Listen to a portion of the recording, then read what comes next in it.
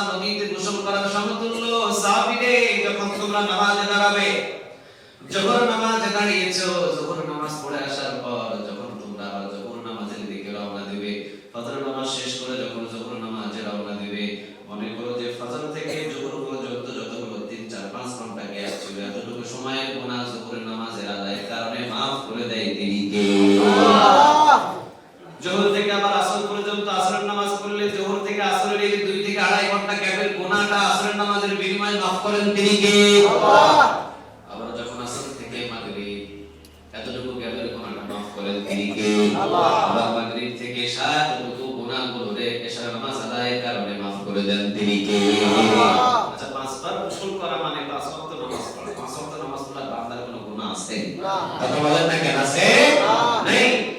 আবার রাসূল বলেন কেউ যদি ফজরের নামাজ মসজিদে গিয়ে জামাতে পড়ে, কেউ যদি ফজর নামাজ মসজিদে গিয়ে জামাতে পড়ে, রাসূল বলেন ৭০,০০০ এরও বেশি ফেরেশতা সারা দিন তার মাগফিরাতের জন্য আল্লাহর কাছে দোয়া করে। সুবহানাল্লাহ। আবার কেউ যদি সারা নামাজটা গিয়ে আবার জামাতে আদায় করে, রাসূল বলেন আবার সারা রাত ৭০,০০০ ফেরেশতা তার মাগফিরাতের জন্য দোয়া করে। সুবহানাল্লাহ। ফজর নামাজটা একটু জামাতে এসে পড়ছেন, ৭০,০০০ ফেরেশতা সারা দিন আপনার জন্য দোয়া করে, আল্লাহ এই গোলামটাকে maaf করে দাও, আল্লাহ এই গোলামটাকে maaf করে দাও, আল্লাহ এই গোলামটাকে maaf করে দাও। আর যখন আপনি আবার এশার নামাজ জামাতে গিয়ে পড়েছেন, আবার ওই ৭০,০০০ ফেরেশতা আল্লাহ বলে এই এশার নামাজ জামাতে হইছে, ওই ডিউটি আবার সারা রাত পালন করবে। সুবহানাল্লাহ। ওই স্বপ্নের ভিতরে যদি কোনো গুনাহ হয়ে যায় আমি আল্লাহ maaf করে দিব। সুবহানাল্লাহ। ওই ঘুমের ভিতরে কোনো গুনাহ হয়ে গেলে আমি maaf করে দিব। ৭০,০০০ ফেরেশতা মাগফিরাতের জন্য দোয়া করে। আলহামদুলিল্লাহ। আলহামদুলিল্লাহ। আবার রাসূল বলেন এশার নামাজ যে জামাতে পড়বে, ফজরের নামাজ যে জামাতে পড়বে, 2 নামাজ হলো অন্ধকারের নামাজ। ফজর নামাজে আসতে অন্ধকারের ভিতরে মসজিদে আসতে হয়, এশার নামাজে অন্ধকারে আসতে হয়, ঠিক না? ঠিক। রাসূল বলেন 2 ওয়াক্ত নামাজ এটা হলো অন্ধকারের নামাজ। 2 ওয়াক্ত অন্ধকারের নামাজ যদি কেউ মসজিদে জামাতের সাথে আদায় করে, মৃত্যুর পরে সমস্ত অন্ধকার রাস্তাগুলো তা আলোকিত করে দিবে। সুবহানাল্লাহ। অন্ধকার কবর, অন্ধকার নাকি আলোকিত? অন্ধকার। এই 2 ওয়াক্ত নামাজ জামাতে পড়ার কারণে আপনার কবরটাকে আলোকিত করে দিবেন তিনি কে? আল্লাহ। কিয়ামতের ময়দান যখন সূর্যটা আল্লাহ নামিয়ে দিবেন, যখন সূর্যটা আল্লাহ রাব্বুল আলামিন নামিয়ে দিবেন, সূর্যের আলো স্তব্ধ, সূর্যের আলো নাই, পৃথিবীটা কি আলোকিত থাকবে নাকি অন্ধকার হবে? বলেন। অন্ধকার। রাতের বেলা কি সূর্য থাকে? না, চলে যায়। তখন কি হয়? কথা বলেন, কি হয়? আলোকিত করি আমরা কি দিয়ে? এই যে লাইট দিই, আমরা লাইট দিয়ে কি করি? আলোকিত করি। যেদিন শীতকালে ফুৎকার দেওয়া হবে সেদিন কি আলো থাকবে? না। এই লাইট থাকবে? না। তুলার মতো আল্লাহ রাব্বুল আলামিন পাহাড়গুলোকে উড়াবেন। তুলার মতো যদি পাহাড় ওঠে, কারেন্টের খাম্বা ধরে আপনি উপরে দেখতে পারবেন না?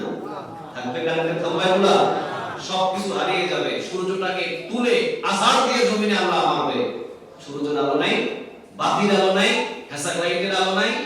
গর্ভবতী সমস্ত নারীরা প্রসব করে দিবে এবং সবাই চিৎকার দিবে। কুলের ভিতরে যদি সন্তান থাকে সেটাও ফেলে দিয়ে মা মারবে। তো ভয়াবহ একটা পরিস্থিতি। ওই অন্ধকারের দিনও রাসূল সাল্লাল্লাহু আলাইহি ওয়াসাল্লাম বলেন মুমিন বান্দাদের আলোর ব্যবস্থা করে দিবেন। সুবহানাল্লাহ। যদি এই 2 ওয়াক্ত নামাজ অন্ধকারের নামাজে জামাতে মসজিদে যাওয়া আসা করে। আলহামদুলিল্লাহ। আলহামদুলিল্লাহ। তাহলে 1 নম্বরে বিলম্ব করব না। যখন আযান হয়ে যাবে আর দুনিয়ার কোনো কাজ নাই, আযান হবে, এখন হুকুম চলবে কার? আল্লাহ। ওয়াক্ত শুরু হয়েছে, এখন আর কোনো কাজ নাই, ওয়াক্ত শুরু হয়েছে, হুকুম চলবে কার? 2 নম্বরে রাসূল সাল্লাল্লাহু আলাইহি ওয়াসাল্লাম বলেন 2 নম্বর যে জিনিসটা আমি বলছি এই কাজে তোমরা কখনো দেরি করো না, বিলম্ব করো না।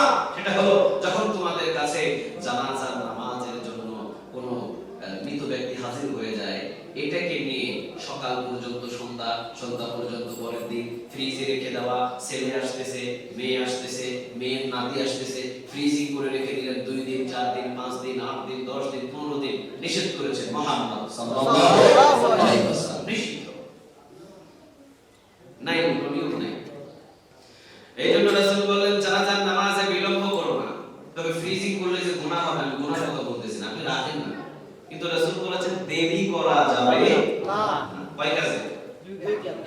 3 কাজে মিয়া। কয় কাজে? 3 কাজে। মাত্র গেছে একটা। 2 নম্বরে হলো জানাজার নামাজের যখন কেউ মৃত্যুবরণ করে, জানাজার দেরি করো না। কেন কেন বললেন বিলম্ব করো না? কেন বললেন দেরি করো না?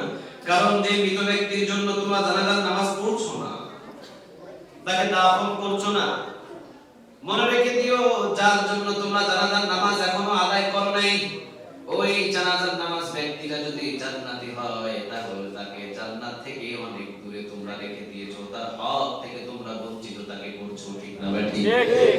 আর যদি লোকটা জাহান্নামী হয় তাহলে জাহান্নামের আযাব থেকে তাকে দূরে সরায় রাখছো, মানে তার হকটাকে বঞ্চিত করেছো। কে বলছেন? আল্লাহ। সবাই বলেন কে? আল্লাহ। সে যদি জান্নাতি হয় তাহলে জান্নাতের নিয়ামত থেকে তাকে দূরে সরায় রাখছো তোমরা। সে যদি জাহান্নামী হয় জাহান্নামের আযাব থেকে তোমরা দূরে সরায় রাখছো। এজন্য আল্লাহ বলেছেন মুহাম্মদ সাল্লাল্লাহু আলাইহি ওয়াসাল্লামের মাধ্যমে নবী গো আপনি জানিয়ে দেন যখন জানাজার নামাজ উপস্থিত হয় অর্থাৎ কেউ যদি ইন্তেকাল করে তাকে যেন বেশি বেশি সময় করে তাড়াতাড়ি করে দাফন করে দেয়, জানাজার নামাজ আদায় করে জানাজার নামাজের জন্য সে যেন বেশি কখনো সময় না নেয়। সুবহানাল্লাহ বলেন। তাহলে দুই নাম্বার গেল জানাজার নামাজ বিলম্ব করা যাবে না, যত দ্রুত করা যায় তাকে দাফন করতে হবে বলেছেন মুহাম্মদ সাল্লাল্লাহু আলাইহি ওয়াসাল্লাম। তিন নম্বরে আসেন যখন ছেলে এবং মেয়ে প্রাপ্তবয়স্ক হয় তখন বিবাহ দিয়ে দাও। ছেলে এবং মেয়ে যখন প্রাপ্তবয়স্ক হয়ে যায় ভালো যদি পাত্র পাও, ভালো যদি পাত্রী পাও বিয়ে দিয়ে দাও। কারণ এই বিবাহের মাধ্যমে দিয়ে তাদেরকে ব্যভিচারী থেকে অনেক দূরে রাখবে শয়তান। কারণ যারা অল্প বয়সে বিবাহ করে তাদের দ্বারা বেশি গুনাহের কাজ হয় না। যারা বয়স্ক করে বিবাহ করে আছে কিছু ভালো লোক কিন্তু খারাপ কাজের দিকে অনেকেই চলে যায়।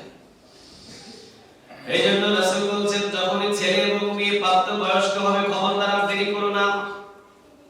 উপযুক্ত যদি তোমরা পাত্র পাও অথবা উপযুক্ত যদি তোমরা পাত্রী পাও বিবাহ দিয়ে দাও। কিন্তু আমাদের বাংলাদেশটা পৃথিবীর অনেক জায়গায় দেখা যায় 18 বছর। কত বছর বলেন? কত বছর?